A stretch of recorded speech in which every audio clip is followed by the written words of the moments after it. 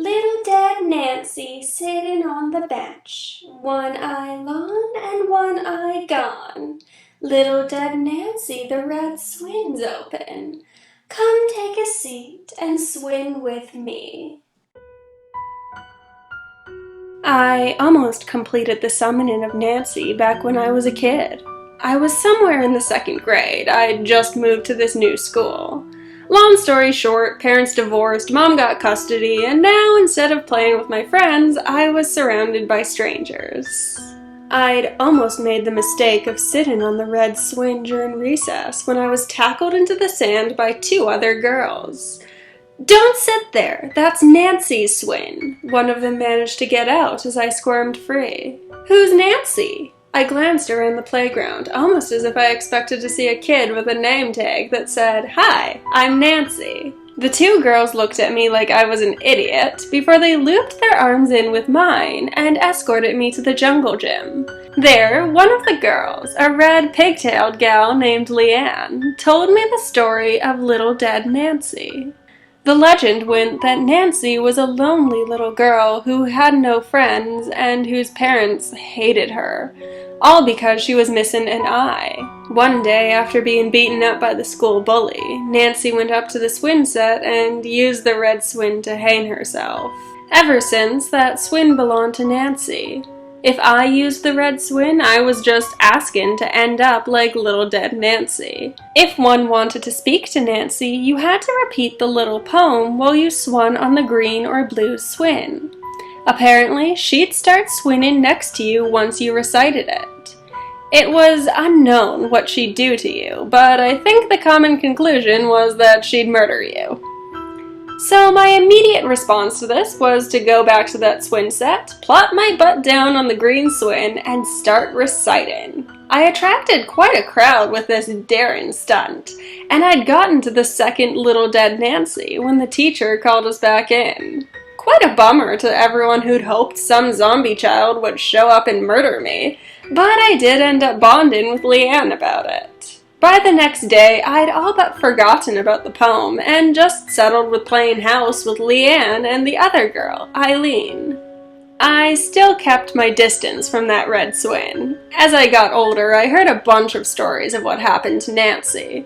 Although the most common story was that she hung herself. Some people said she was murdered by her parents, who were tired of having an imperfect daughter. Another story said it was just an accident, that Nancy had been trying to do a loop over the top of the swing set and ended up strangling herself that way. You know, good old kid stuff to keep us spooked. As a 6th grader, I finally went and fact-checked Nancy. Much to my surprise, there had been a death on the playground back in the 70s. But it wasn't Nancy. It was an 80-something-year-old teacher named Georgia Smith. She just croaked while pushing one of her students on the swing. I did share my findings with Leanne, who had almost entirely forgotten about little dead Nancy, and got a real kick out of my sudden morbid curiosity. I didn't really get any more friends other than Leanne and Eileen, and after Eileen ended up moving to Florida, all I had was Leanne. It was okay, we always just got each other. When my first dog died, she helped orchestrate a funeral. I comforted her after her very first breakup. I thought we'd end up being friends until we were little old ladies. Then, last week happened.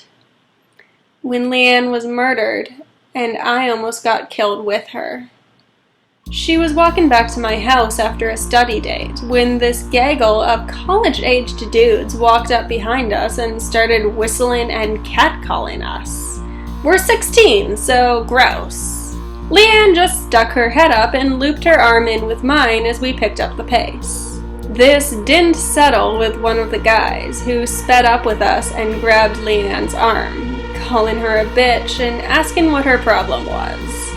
I could smell the booze on his breath, and I tried pulling Leanne with me, saying that we have to get home as I had curfew. A lie, as my mom doesn't really care where I am, ever. But I hoped this freak would get the hint and just leave us alone. It didn't work. This guy refused to let Leanne go and kept asking her to come with him. I can't remember what Leanne said that set him off, but the next thing I remember was my head meeting the brick wall and the agonizing punch of pain of being stabbed in the back. I was lucky. He only stabbed me once. When the police came to investigate a disturbance, Leanne had been stabbed over 23 times. She was already dead. I was getting pretty damn close to it. But I lived. Fucking hell, I'm alive and my best friend's dead. The funeral was last Sunday. Our whole school came. People liked Leanne. She was popular. Could have done great things. I, on the other hand, was the social recluse who had no future and no friends, other than Leanne, who always made time for me.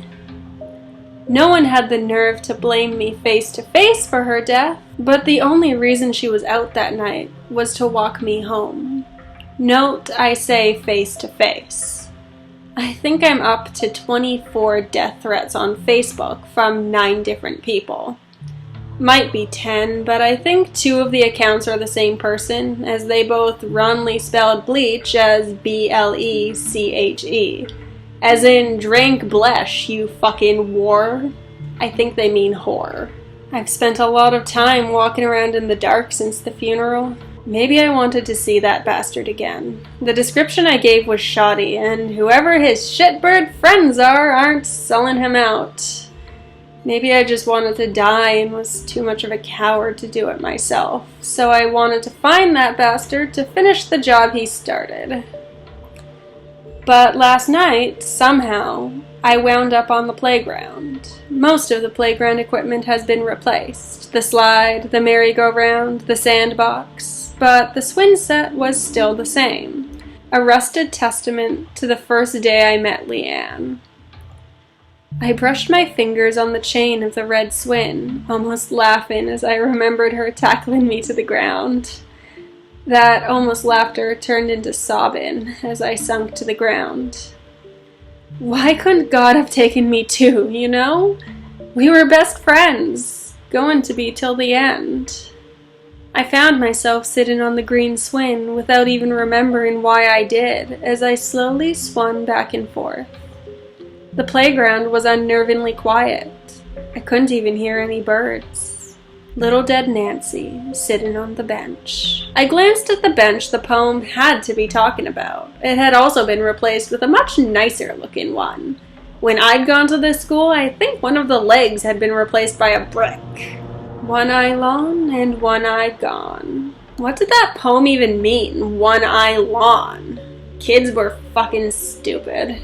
Little dead Nancy, the red swing's open. I hiccuped, another tear weaving a path down my cheek. That was as far as I'd gotten the time I'd recited. I remembered Leanne's face, eyes wide with anticipation. Anticipation for what? I really don't know. Did that little girl really think that a zombie was going to tear me apart in front of her? Again, kids are dumb, but they don't really mean it. Come take a seat and swing with me. Nothing. Of course, I shook my head and stared up at the sky. I guess I got the answer for what happens when you ask Nancy to swing with you, Leanne, I murmured. Excuse me. I nearly froze as I heard the quiet voice behind me. I whipped my head around and nearly fell off the swing as I saw a little girl standing there. Not a little girl. Nancy. Nancy was standing there. She was a cute little thing, blonde curls, round face. Well, would have been cute if one of her eyes wouldn't have been just a black hole and the other one dangling from the socket, bobbing up against her bruised neck. She fiddled with her pink skirts before reaching into her pocket and pulling out a tissue. You look like you need this, she said. I slowly took it, expecting for her to lunge forward and bite me, but she just smiled as I wiped my face off and blew my nose. Thank you. "You're Nancy?" I asked, just to be sure there wasn't another little ghost girl with a missing eyeball. She nodded before taking her seat on the red swing, kicking her little white Mary Jane shoes back and forth. "That's my name, don't wear it out. I remember you," she said. "Can you push me? It's really hard to get going." I don't know why I stood up and began gently pushing her, but I did.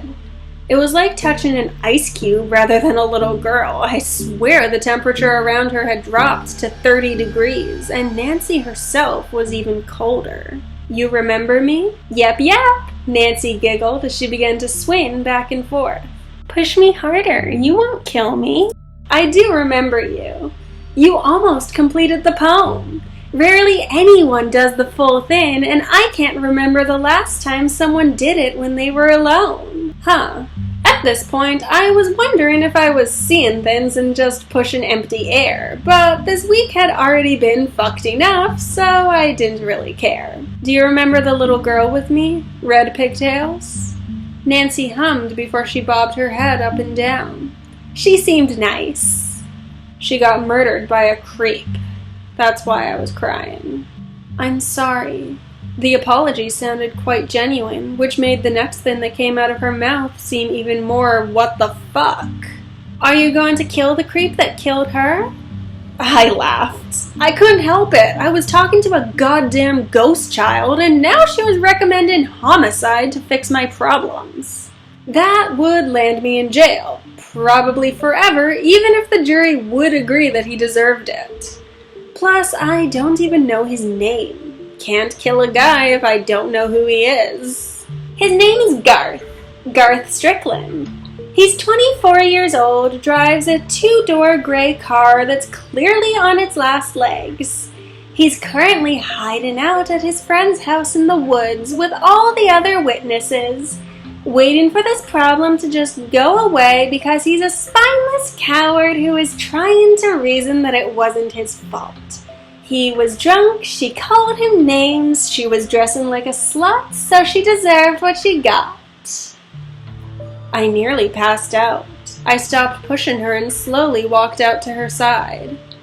"How do you know?" "I know lots of things," Nancy chirped, pumping her legs back and forth to keep up the speed. "I know exactly where to find him.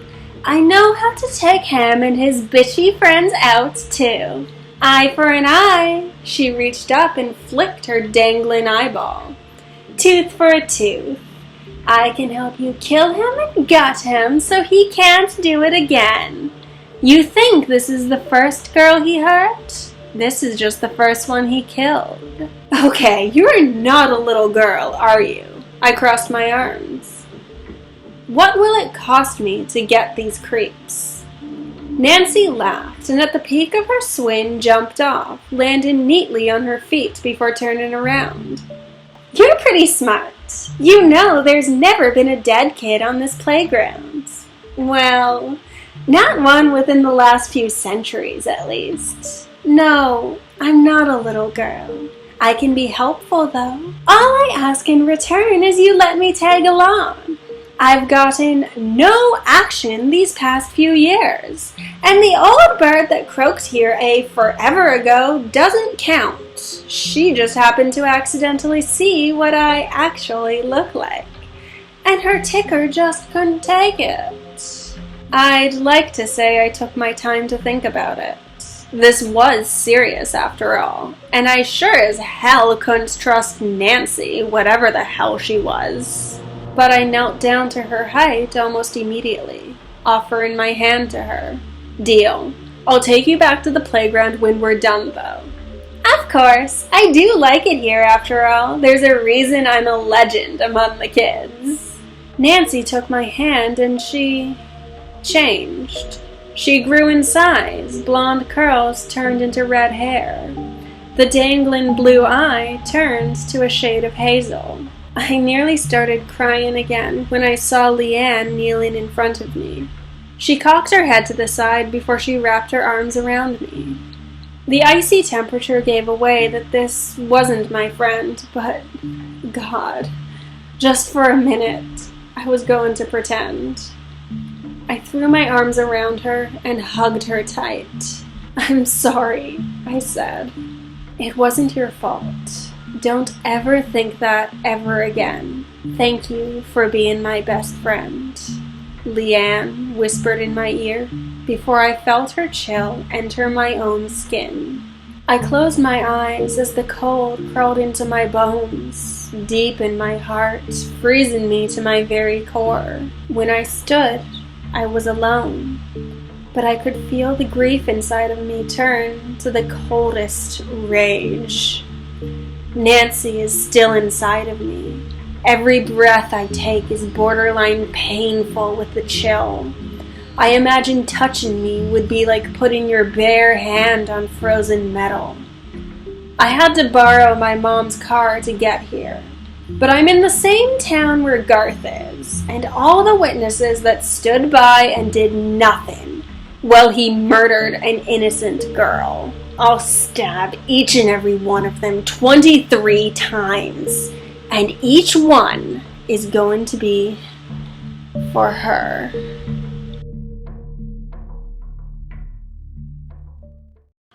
Hey there, boils and ghouls. Thank you for watching. That was Little Dead Nancy by the Odd Cat Lady. As always, I'll put the link to her website in the description box down below, so just make sure that you go check out some of her other stories. She's written quite a few really good ones. And make sure to give her due love because she is responsible for the story that you heard here today. Besides that, make sure to give this video a like if you enjoyed it, share it with your friends, leave a comment down below, and subscribe for more spooky, scary content.